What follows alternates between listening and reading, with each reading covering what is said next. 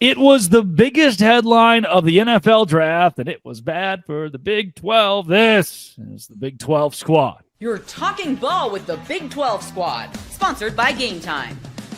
From Oklahoma State to Utah, from Kansas State to BYU, from Houston to Texas Tech, it's the local experts of the Locked On Podcast Network bringing you scoops, breakdowns, and the most comprehensive preview of the upcoming Big 12 weekend. Buckle up. It's the Big 12 squad, and we have a seat for you. No hurt feelings and thin skin allowed. Squad up. You're part of the Big 12 squad. Happy Thursday night, everybody. I'm Drake Toll, and I'm the only one here for the Big 12 squad. At least that would be way more fun for me. Instead, Cody Stovall of Locked On Oklahoma State, JT Westersill of Locked On Utes, Nick Maravetz, host of Locked On Cyclones, Parker Greensworth talks Locked On Cougs. I know what you're thinking. Kind of a short roster tonight. Well, the rest of our Big 12 squad members have succumbed to Ebola. It is back and stronger than ever. Today's show is brought to you by Game Time, and we're going to talk vaguely about sports. We will start with a story that transcends all of sports. Mel Kiper Jr. yelled at a lot of people, and a lot of people yelled at Mel Kiper Jr. I know it's been about a week now. It's actually a week to the day that Shedeur was not drafted in the first round, and a week to tomorrow that he wasn't drafted in the second or the third. Shedeur Sanders goes in the fifth. It is the biggest draft story of all time, and it kind of sucked for the Big 12. What, where do we even? I know, Parker, you said you have a lot of thoughts on this. Where do we start? Well, and it's one of those things where, like, we all talk about our respective programs, so, like, you don't have where to just, like, vent it out or whatever.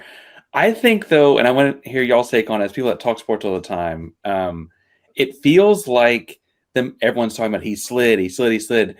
Maybe the evaluators were just wrong. He's not particularly athletic. That wins get placed on the quarterback. He didn't win as many games as other people did. He had 5 guys that were receivers that all went pro, if I'm not mistaken.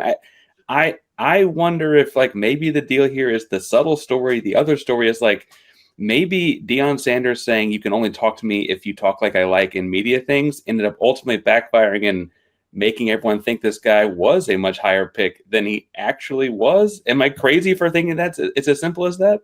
I don't think you're crazy. For me, I did think he was worthy of a first-round pick. I definitely was a Cam Ward fan. Oh, you think that's crazy, Cody? I mean, he did some really good things at Colorado.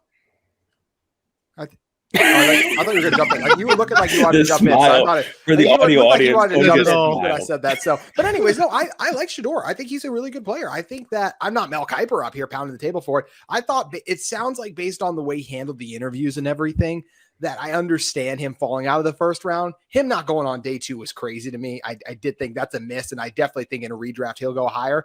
I believe he can be a starter in the NFL. Is he going to be a top 15 quarterback? Maybe. I think he could be. I thought he showed a lot of impressive things at Colorado, came up in some big moments, which is something Jackson Dart, and I know I'm the Utah guy, so I don't love saying that about Dart, but I felt like he always didn't come up in those big moments. So I thought it was definitely too far of a fall. I like the player talent-wise, but I understand some of the concerns in the NFL, and it does sound like he bombed the pre-draft process. And it sounds like with the whole the draft deal there, with Deion being his agent, there wasn't a whole lot of communication of this interview did not go well. Like, it was tell Deion what he wants to be told, and then that's what's conveyed to Shedeur. This is working. Let's keep going into interviews this way. And every team is like, yeah, I don't know if that's maybe what we want on our squad right now.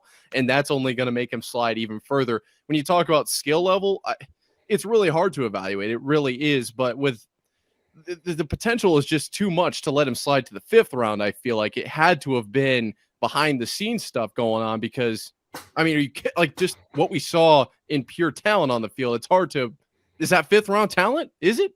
I think he's better than Dylan Gabriel. Does anyone disagree with that? Yeah, he's got to be, right? 5'11". But do any of them beat Joe Flacco? Honestly, do any of them beat Joe Flacco for a spot? Guys, not right now. You know how I thought, Nico, I'm going to leave in you not getting the money that he wanted originally is good for football to some degree, because it could prevent some individuals from thinking they're bigger than the university. I think this is probably a good thing for college football. It's just like I told my son, you can have talent, but you can't interview like a massive bag of D's. You're never going to get a job whenever you act that way. For starters. Secondarily, he did have some bad habits, and perhaps the evaluation phase kind of overlooked that because of the Deion factor. One thing I will say, I wish Kevin was here, no matter what happened throughout the course of the draft, him being in the Ring of Honor at Colorado is an absolute travesty of a situation. They have quarterbacks that have actually been very successful that are not up on that ring, that had NFL careers that were successful, that aren't also up there. I think part of the publicity stunt behind Shedeur is part of the reason he fell. And I don't necessarily think it's a bad thing. You have to check your ego at the door, or you're going to end up like Shedeur Sanders. That's a cautionary tale. The second half of this to me, so at some point he's not a first-round quarterback. Okay, there's no sin in that, right? I think that the other part of this was after a certain point, you were bringing him in to be your backup quarterback, and no one wanted to have Shedeur as your backup with Deion getting a microphone in his face and some very loud, like that. Because Deion's on camera multiple times a week. Like it was going to come out and he was going to talk about it if he's your backup quarterback. That had to hurt this too, right? Like, I see all the factors, and I'm not saying there aren't other factors we're not talking about too, but I kind of see how this happened. I don't think this is all that crazy like Mel Kiper did.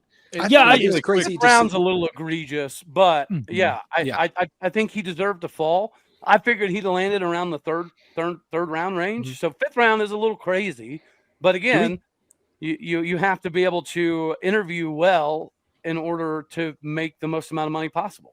Do we think there's any validity to what was kind of brought up about NFL teams being nervous to take him because eventually Deion could end up being their head coach? Because honestly, in a league where we do see that, I believe that. I feel like we see a lot of times guys make the safe picks or the safe play out of just trying to preserve their job rather than really swinging for the fences. I think that's why every year we're like, oh, look who the Eagles got, because the Eagles are willing to take a chance. Howie Roseman is, and they end up getting the best players in the draft.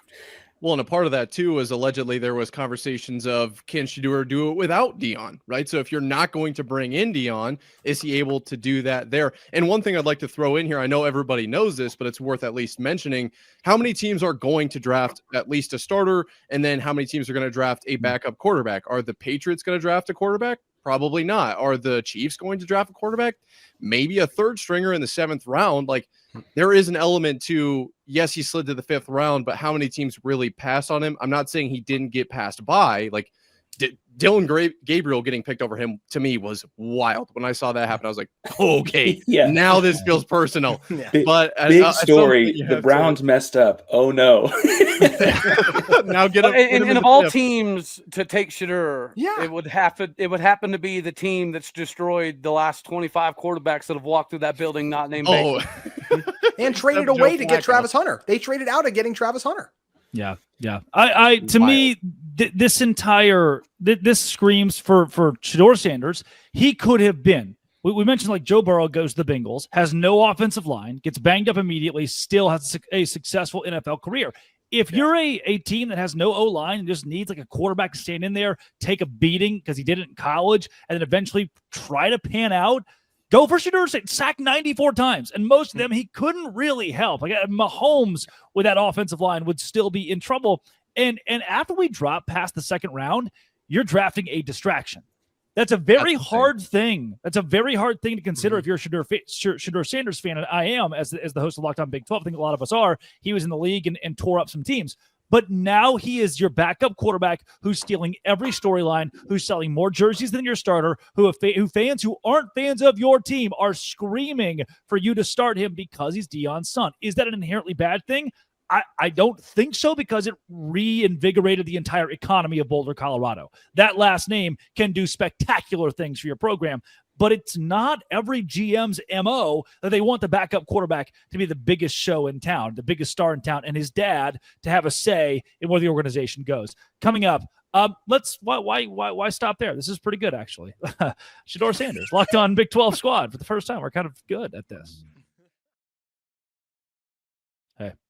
Today's show is brought to you by Amazon Fire TV Stick 4K. Oh, you want a gaming console? How about the cheapest possible way to get a gaming console, and it's just as good as a gaming console? That is the Amazon Fire TV Stick 4K, which is also an Xbox. Yeah, that's right. Pay your controller, subscribe, log into Xbox Game Pass Unlimited with EA Play included, and you're ready to go. Dive into hundreds of premium titles, even college football, 25 from EA Sports. What if you could jump into your favorite Xbox titles without needing your console in every room? That's what it does. My bedroom, my shed, my closet. They all have my Xbox for my Fire TV. Yeah. Pretty awesome, by the way. Head to Amazon.com/Fire Fire TV Locked On to get started. Xbox Game Pass, Ultimate subscription, and compatible controller required. Available on select devices, including Fire TV Stick 4K second generation, Fire TV Stick 4K Max first and second generation, and Fire TV Cube third generation. Fire TV Stick 4K with Amazon is your place to Xbox or game however you want with Fire TV. So what do you make of once he gets past the second round? Does it make sense that it was almost right for him to drop further and further and further? Because the bigger the story grew, almost the tougher it got to take that story into your organization. But that story, and we've all done this thing, Deion Sanders' name gets clicks. That story is 100% part of this too. And it's also why he was mocked as high as he was, because every mock draft written is written in an effort to get the clicks, the links, the whatever.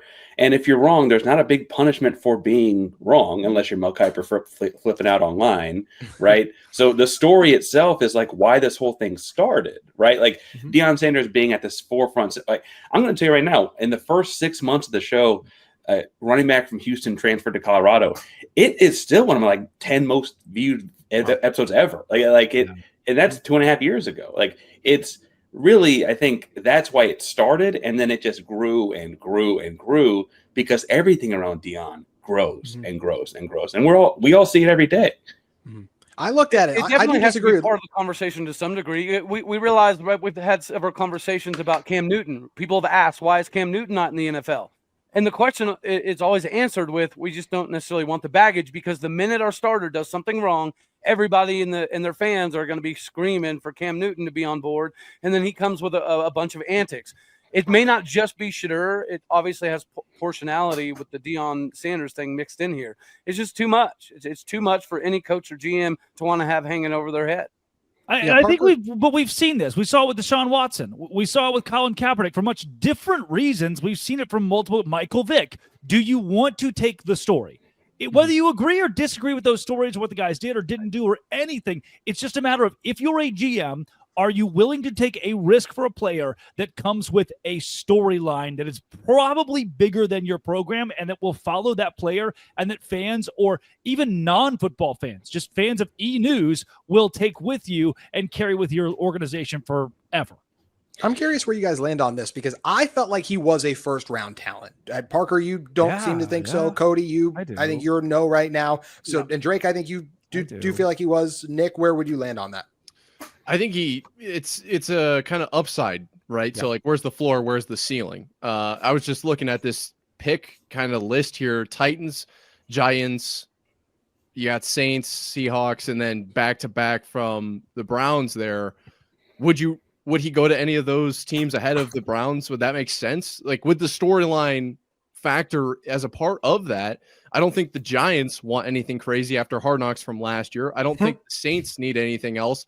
And the Seahawks, it doesn't feel like they need a quarterback right now with Sam Darnold, I believe, as their starter, or at least tentative. But it's just like and Tyler Shuck apparently might have a higher ceiling than Shedeur from what we've heard in the last few weeks. So it's Big 12. If you're considering ceiling floor in conjunction with the baggage or the storyline or everything else that comes with it, because no NFL franchise wants a distraction. That is a distraction away from winning, and that is the ultimate goal, because it's so hard to win in the NFL. Would any of those teams, I ask you then, like, who would take him? Because the Browns didn't even do it with their first quarterback pick. And I feel like that. I think that would have been a mistake long term. Like, I feel like I think Shedeur is going to stick in the league. I do. Maybe he'll flame out. Maybe it won't work. Well, do you think it would be a mistake? So will we look back as we do for Mahomes and Mitch Trubisky? Is that right? Yeah. That's the one we use all the time. We don't look back on Mitch Trubisky.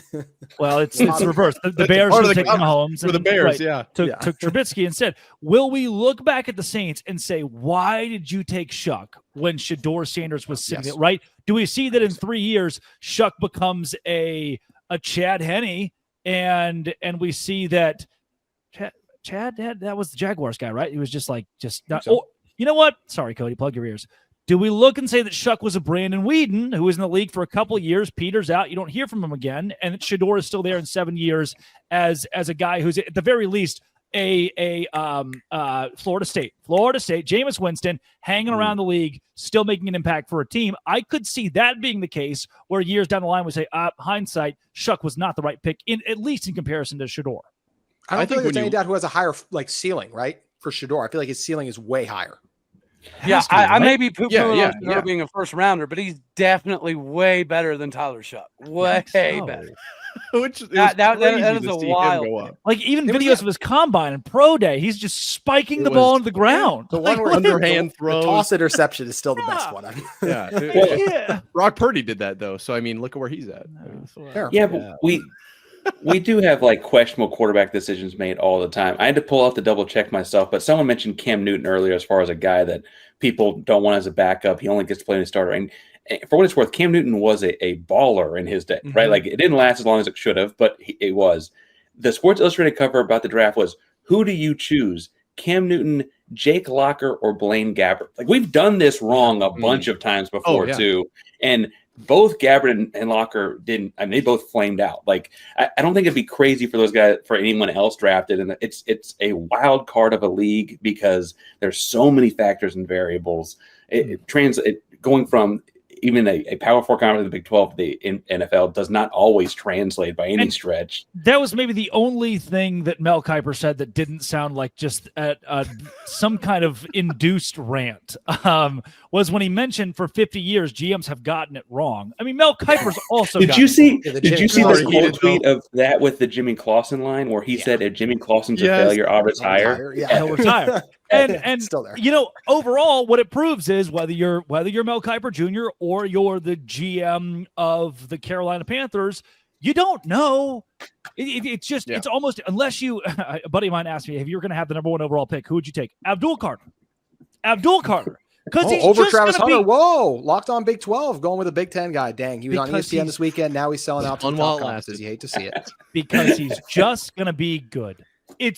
There's not one person in the country saying Abdul Carter is going to be bad, and he is just going to be good the first day he steps in there. Where you look at like a Ndamukong Suh at Nebraska, he was just going to be good. There was no two ways around. We just know that guy's going to be good. And I feel like there are 2, 3, 4 surefire picks. D tackles are usually like that. Offensive linemen very typically find a way to pan out in the NFL because they grade the way that we grade those guys. And I just, at any rate, when we start to deduce, when we're ESPN, we start to really deduce and analyze and try to break it. We don't know. We don't know. Well, can we also admit that this probably wasn't a very good year for quarterbacks in the draft? Because I think Cam Ward's a little bit of a reach at that high as well. Would Cam Ward have gone top 5 last year? Quarterbacks? I think he's at least the 4th best. Him and Drake May is probably the debate, right? He doesn't touch the top 2 to me. Not to me. I don't know. But hey, as a Patriots fan, obviously Drake May is going to lead us to Super Bowl. It's just what it is. But as a Houston guy, I don't take him over CJ Stroud at 2 the year before, right? Certainly not. Right. Even though CJ Stroud had a negative IQ, that was his whatever it was at the combine. That was so stupid. That thing. His IQ's too low. Yeah, things worked out though. That's the definition of the pre-draft process. How the Tyler Shuck thing. Like all of a sudden we're talking ourselves into Tyler Shuck. We have all this film on why he's not that guy, pal, and they think he is. Yeah. Well, and part of it too, to go back to what Drake said with like, does he pan out or whatever? I wonder if it's going to be Shedeur has to revamp his career the way that Sam Darnold or down in Tampa, I'm blanking on his name. Mayfield. Yeah. Baker, how they've revamped theirs, because we've seen history. It was mentioned already with the Browns and quarterbacks and the Browns and players in general. Like it's not going to be in 5 years. Where is Shedeur at? It's going to be at the end of his career. Where does he end up, and where is he then? Because I'm sorry, I just do not have any faith in the Browns. And maybe it's a Jordan Love situation. Maybe it's 2 or 3 years where he's got to wait his turn behind a Flacco, and then Watson comes in. He's the second string, and Shedur's a third string guy. I do think he's better than Dylan Gabriel. That will shine through. Here's what will behoove the Browns, who will very likely screw this entire thing up.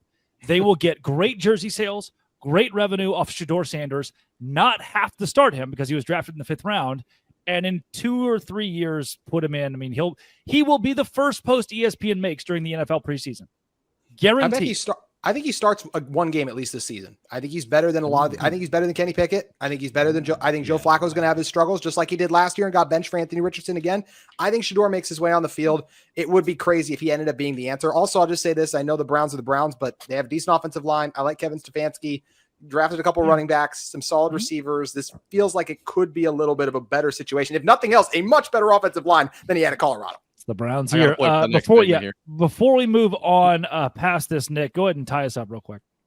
Oh, I was just going to say, so you mentioned obviously Flacco with the Colts. That's what it was. But what was Flacco with Stefanski and the Browns a few years ago? I mean, to me, I just want to know, do you guys think this was literally a value pick where you're going to get jersey sales, you are going to get the attention, and then you can trade him away in a year? You haven't seen him hit the field. Oh, what is he going to do? We don't actually know. He had so much upside in college. We just don't have the room on our in our quarterback. We don't have the room on our roster to trade him away. Yeah, I agree that it's a value pick, but I think more of it's because of finances, right? You save yourself from spending top 10, even first round money on a quarterback. If the Browns think that he could potentially be an answer, the further and further he slid back from a monetary gains perspective, they his probably contract found now themselves in a good spot. Yeah, they're getting a player who's going to make them a whole lot more money than they have to pay him with a rookie contract. Coming up, I have a wild thing to give to the entire gallery here. I don't know. We'll see if you guys agree. Wouldn't you know, today's show is brought to you by Monarch Money. I am the ripe age of 24 years old. I think that's right, 24? Yeah, something like that. And Monarch Money is the only reason my finances are in order. I'm just young. I don't know how to do like the ones and the twos and the banking stuff.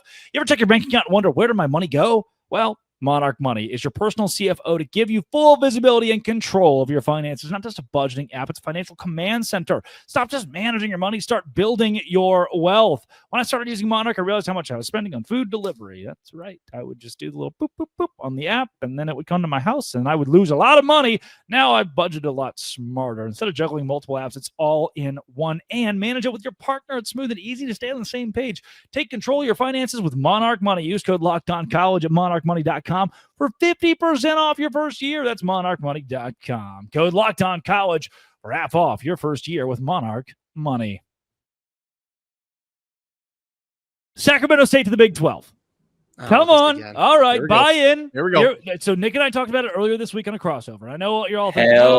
Yes. This is the stupidest thing of all time, and I hate it. But wait a second. No, what have I Sacramento told you? State is coming. I have more faith in them being one of the next big things than perhaps a Boise State or something like that. Thought Cody was the one I'd have to They're getting big-time talent. They've got the go-go Brennan Marion offense that obviously is very appealing to transfers. Here we go. I think Sacramento State's going to be really good really quick. 20th largest media market in the entire United States. They're building a brand new football facility, and it's a multi-purpose facility. So they have like an indoor practice deal, and they're like the Pac-12 is kind of their goal right now, the rebuilt Pac-12 in the Mountain West. Gotcha. But their stretch goal is the Big 12. And per Front Office Sports, who they're big enough, they can't really lie, $50 million in NIL raised so far. Brennan Marion being the head coach. You have Shaquille O'Neal as the basketball GM, and they're already signing big guys in the hardwood. Football-wise, they're ready to compete in the FBS, moving up a level, reminding me of like a James Madison.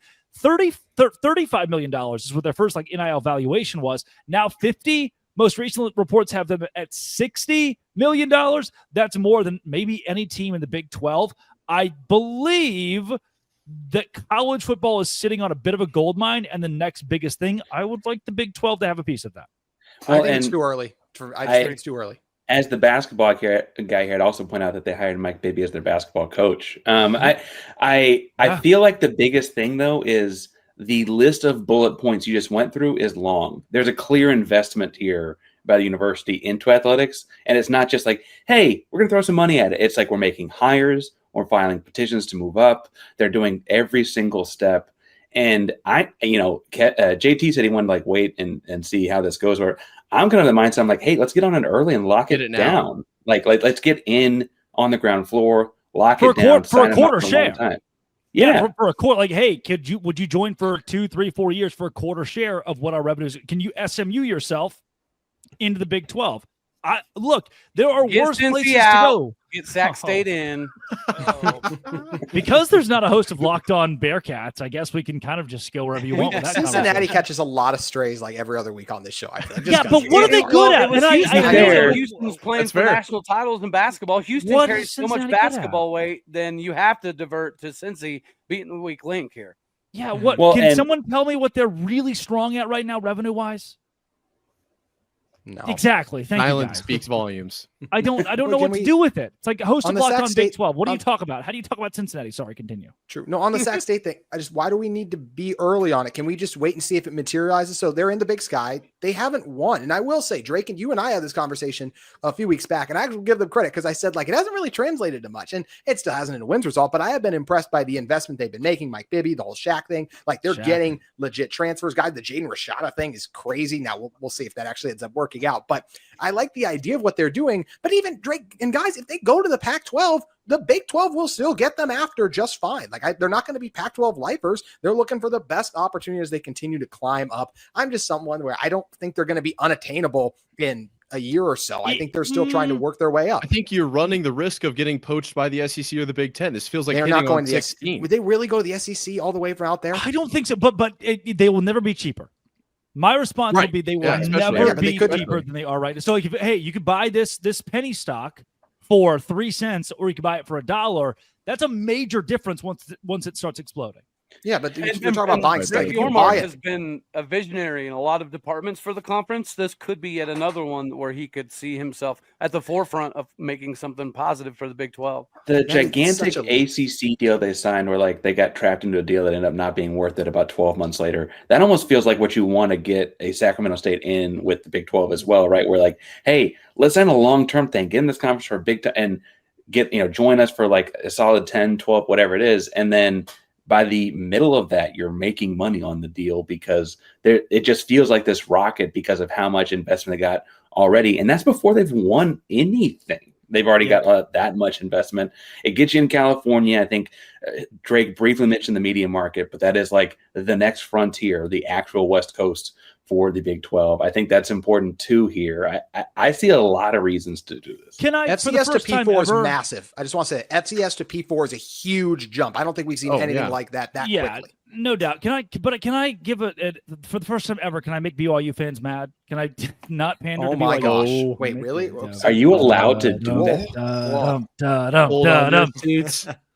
I believe BYU was in a much worse spot in the wilderness that is Independence. That's not controversial. I see a lot of the same inklings of BYU in Sac State if given Power 4 money.